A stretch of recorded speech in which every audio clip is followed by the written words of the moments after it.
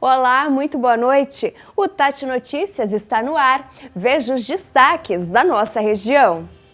Polícia investiga a morte de pequena Ágata, bebê que teve o pé queimado enquanto tratava de uma doença rara em um hospital de Jacareí. Carnaval de Taubaté é cancelado. Prefeitura alega contenção de gastos. Dermatologista dá dicas de como evitar queimaduras no verão. E veja ainda, hoje é sexta-feira 13 e especialista fala das superstições que envolvem a data. O Tati Notícias está no ar.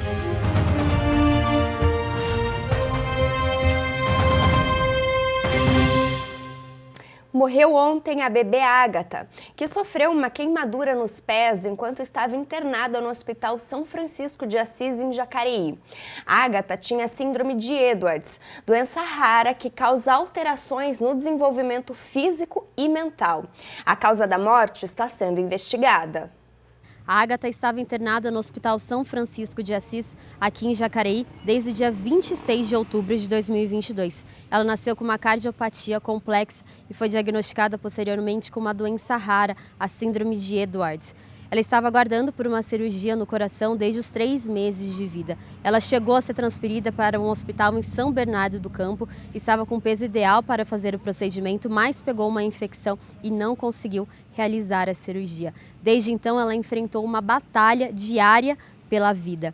Ela voltou a ser internada aqui no Hospital São Francisco de Assis e recentemente ela passou por um acidente, uma queimadura no pé esquerdo causada por um aquecedor. Esse caso está sendo investigado pela Polícia Civil e também o Conselho Regional de Enfermagem abriu uma sindicância para apurar se houve aí alguma infração dos profissionais de enfermagem. Caso seja constatado algum tipo de infração, esses profissionais poderão sofrer penalidades. A respeito da morte, a Associação Casa Fonte de Vida, mantenedora do Hospital São Francisco de Assis, informou em nota que, devido à gravidade da condição clínica inicial associada à síndrome genética e comorbidades graves, desde a sua internação, no dia 26 de outubro, a paciente evoluiu infelizmente para um óbito na data de ontem, dia 12 de janeiro, evoluindo para a disfunção múltipla de órgãos com incremento de drogas vasoativas, que apesar de todos os recursos terapêuticos empregados, não logrou êxito em sua recuperação. Salienta ainda que não há qualquer relação do óbito ao evento que causou a lesão no pé esquerdo, a qual se apresentava com boa evolução, cerca de 90% cicatrizado. As últimas homenagens à Ágata aconteceram nesta tarde. De Jacareí, Ariane Caldas. E olha, em nota, a Prefeitura de Jacareí lamentou a morte e informou que vai abrir uma sindicância pelas comissões de ética de enfermagem e médica para a apuração dos fatos e responsabilidades sobre o acidente que ocasionou a queimadura. A Secretaria de Saúde está aguardando a declaração de óbito para determinar ou não se os casos têm relação. Segundo eles, toda a eventual responsabilidade será apurada para os devidos encaminhamentos, tanto na esfera civil quanto criminal. E uma menina de 16 anos teve o cabelo raspado pelo ex-namorado. O caso aconteceu porque o jovem não aceitou o fim do relacionamento. Ele foi preso e vai responder por lesão corporal, injúria real e ameaça. Nós conversamos com o delegado de Tremembé, Dr. Carlos Eduardo, que nos contou os detalhes sobre o crime. O autor, sabendo que a vítima sairia do trabalho próximo das 6 horas, ele já foi próximo ao trabalho dela, munido de uma maquininha de cortar cabelo. Ele teria emprestado do seu tio. O tio, acredito que não tenha nada, ele não disse para que era, e quando chegou, esperou a vítima sair do serviço e foi até um local afastado com ela. Ele chamou para que conversassem sobre uma possível volta dos dois. E nesse local, onde somente estavam os dois, ele esperou um momento de distração dela. Foi quando ele foi por trás da vítima e passou no centro do couro cabeludo, a máquina. Ela tomou um susto, entrou em luta corporal com ele, e foi quando ela se machucou. Ela teve uma queda, conseguiu fugir e nessa mesma data ainda, ele mandou um áudio a ela dizendo que se ela não tivesse fugido, ele terminaria o serviço. Terminaria o serviço. E isso a gente não tem a noção do que seria, tá? E mandou também um áudio dizendo que só sairia da casa dele com a polícia. No dia seguinte, montamos uma operação com meus policiais do setor de investigação, os investigadores, e munidos do mandado, ingressamos na residência, chamamos a pessoa, capturamos e trouxemos até a delegacia, onde ele passou por uma audiência de custódia, foi mantida a prisão dele e ele se encontra à disposição preso para responder esse inquérito sobre lesão corporal, no contexto da violência doméstica, injúria real e ameaça. Um homem de 54 anos foi encontrado morto em um matagal em Guaratinguetá. O caso aconteceu no bairro Rocinha. O autor do crime, um idoso de 69 anos, foi preso próximo ao local onde tudo aconteceu. A vítima foi morta com golpes de um machado. A polícia vai investigar o que teria motivado o crime. E os tradicionais desfiles das escolas de samba em Taubaté foram cancelados. Segundo a prefeitura, a medida foi tomada para conter gastos. As escolas de samba não gostaram nada da notícia, isso porque muitas já estavam com os desfiles quase prontos. Em dias de carnaval, o cenário na Avenida do Povo, em Taubaté, costuma ser bem diferente do que você está vendo. Os carros dão espaço para as alegorias das escolas de samba e as arquibancadas ficam lotadas. Mas esse ano, os dias de folia foram cancelados. O tradicional desfile não vai acontecer. A decisão teria sido motivada para conter gastos. De acordo com a prefeitura, para a realização do carnaval, do desfile, aqui na Avenida do Povo, os gastos seriam de R$500 mil. Aí eles decidiram fazer a distribuição de R$200 mil para 5 escolas aqui da cidade. Cada uma vai receber R$40 mil. E com isso, a economia para a gestão municipal seria de R$300 mil. Vale ressaltar que os meses de dezembro e janeiro é um período em que a Secretaria de Cultura faz o seu planejamento da agenda cultural, para o exercício. E foi então que nós deparamos com uma situação financeira não muito favorável, então a gente teve que fazer uma contenção dos gastos, principalmente nos primeiros meses do ano, que é janeiro e fevereiro. Apesar do orçamento cultural de 2023 estar previsto na lei orçamentária anual, o carnaval teve que ser suspenso depois que as contas da gestão municipal serem revistas no final do ano passado. Vale destacar que o tradicional desfile ele demanda muito recurso, tem horas extras, tem toda a estrutura de som, jurados, banheiros químicos, então a economia está justamente nessa estrutura. E nós temos vários outros projetos ao longo do ano, então a gente fez essa diluição desse gasto ao longo do período, para não acabar prejudicando também os outros eventos. A notícia pegou de surpresa as escolas de samba da cidade. A Unidos do Parque Aeroporto estava com 70% do desfile preparado. Que a gente tem ali trabalho de 70% a 80% produzido e que agora precisou ser encaixado, precisou ali ser ensacado e a gente também não sabe. É o ano inteiro que vai ficar aquele material. Quando a gente vai abrir aquelas sacolas, aí que nós vamos saber a expectativa do que ainda vai poder ser reaproveitado para um possível carnaval aí em 2024. Para o presidente da escola, deixar de realizar o desfile na avenida é um descaso com a cultura e a tradição da cidade. Nós estamos falando de tradição de 30, 40, 50 anos. São pessoas que construíram a história de Taubaté juntamente com a história do samba e que hoje se sentem abaladas nesse sentido de não poder dar continuidade, perpetuar aí todo esse ensinamento de cultura. E apesar da insatisfação da mudança, eles garantem que mesmo sem desfile, a festa na sede da escola vai ser linda. Nós não estaremos na avenida, mas a gente convida a população taubatiana para visitar os bairros, até um momento de mais intimista, de você estar mais próximo dentro da agremiação. E nós vamos para um rápido intervalo, mas na volta a gente fala das superstições envolvendo a sexta-feira 13. Para você significa sorte ou azar? A gente volta já já.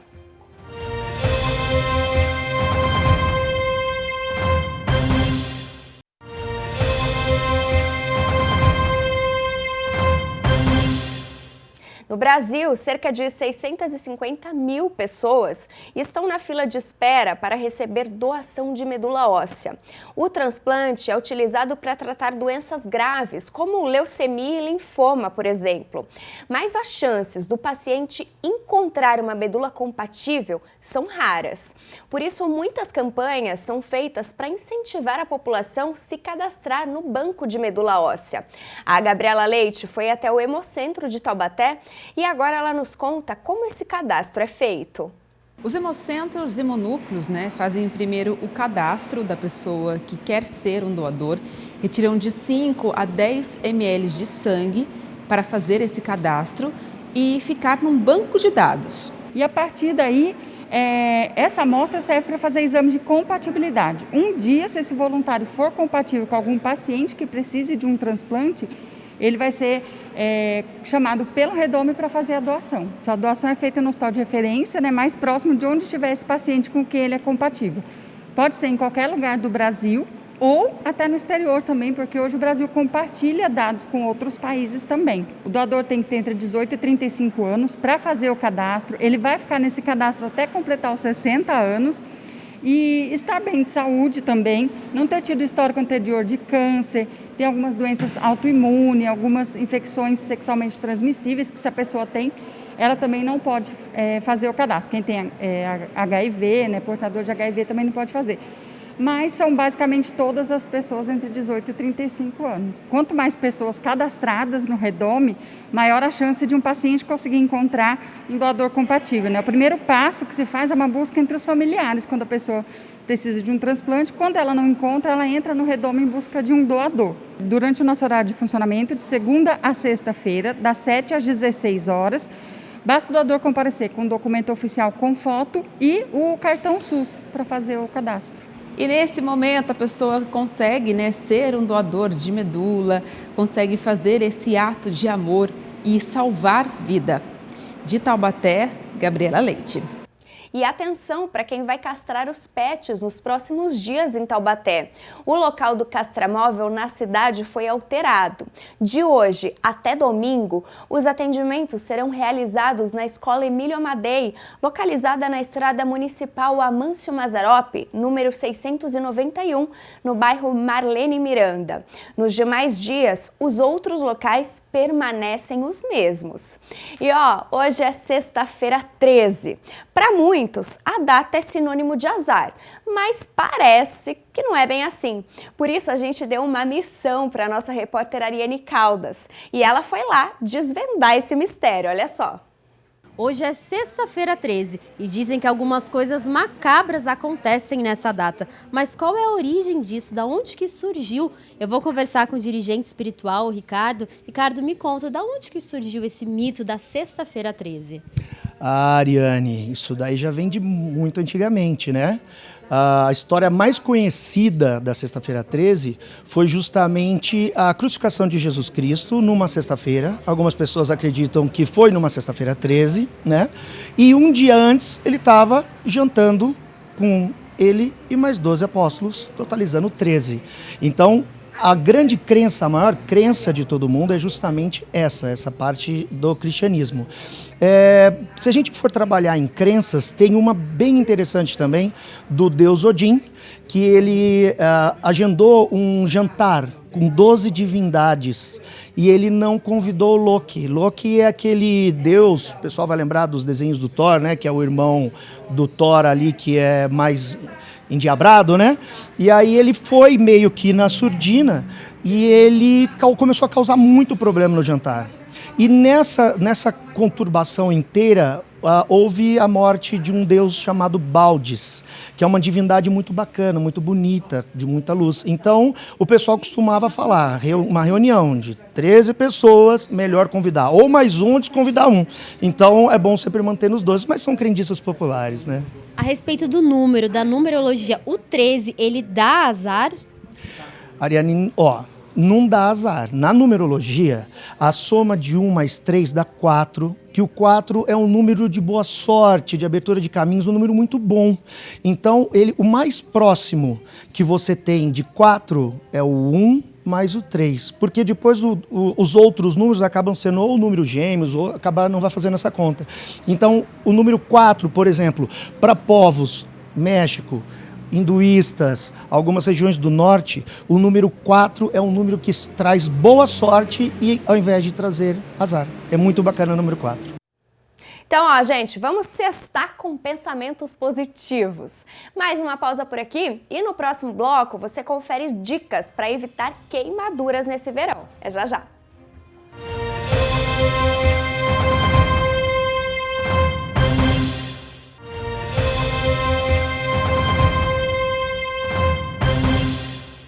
E vamos ver como é que fica o tempo para esse sábado? O sol voltou e deve permanecer neste final de semana na região. Em São José dos Campos, o sol vai ficar entre as nuvens e tem possibilidade de chuvas, mínima de 20 e máxima de 30 graus. No Vale Histórico, em São Luís do Paraitinga, sol encoberto pelas nuvens e pancadas de chuva e trovoadas isoladas. Os termômetros marcam 19 e 28 graus. Na praia, em Ilhabela, o sol aparece tímido, o dia fica abafado e pode chover a qualquer hora. Máxima de 32 graus. Já na Serra, em São Bento do Sapucaí, o dia amanhece com pouco sol e tem possibilidade de chuva isolada. Mínima de 18 graus. E o final de semana chegou, é época de verão, calor. Esse é o momento de pegar uma praia, uma piscina, não é? Mas ó, os cuidados com a pele não podem faltar. Por isso, a gente te dá algumas dicas para evitar queimaduras. A gente sabe que aquele sol entre 10 horas da manhã e 16 horas é um sol que tem maior radiação UVB. Portanto, maior risco de câncer de pele. Entendi. Então, evitar o sol nesse horário, tá? É importante a gente ter um protetor solar sempre junto, tanto para os lábios quanto para a pele. E, se for possível, um específico para o rosto, um específico para o corpo. E tentar reaplicar a cada 2, 3 horas, de preferência quando estiver na praia. Em geral, os protetores que têm aquela corzinha, uma cor de base, eles tendem a ter a proteção física também, que é o óxido de zinco e o dióxido de titânio. O do corpo não precisa ter essa proteção tão ampla, basta ter a proteção contra UVA e UVB. Quando a gente fala em FPS, né, fator de proteção solar, é em relação à radiação UVB, como eu falei, que é aquela radiação que causa o câncer de pele propriamente dito. Então, o mínimo de proteção que a gente precisa é 30. Acima de 30, acaba protegendo sim um pouco mais, não muito, mas acaba protegendo, só que o filtro acaba ficando muitas vezes com o veículo mais pesado. Então, aquelas pessoas que têm uma tendência à oleosidade, acne, é bom evitar um filtro muito pesado. Então, eu falo para meus pacientes que pelo menos 30, sempre observando o PPD, que é o fator de proteção UVA, que é um número atrás também, e essa questão da proteção física contra a luz visível. Se quiser pegar um pouquinho de sol, ativar uma vitamina D depois das 16 horas, antes das 10 horas da manhã, com protetor, eu não vejo problema ficar um pouquinho no sol, tá? Entendi.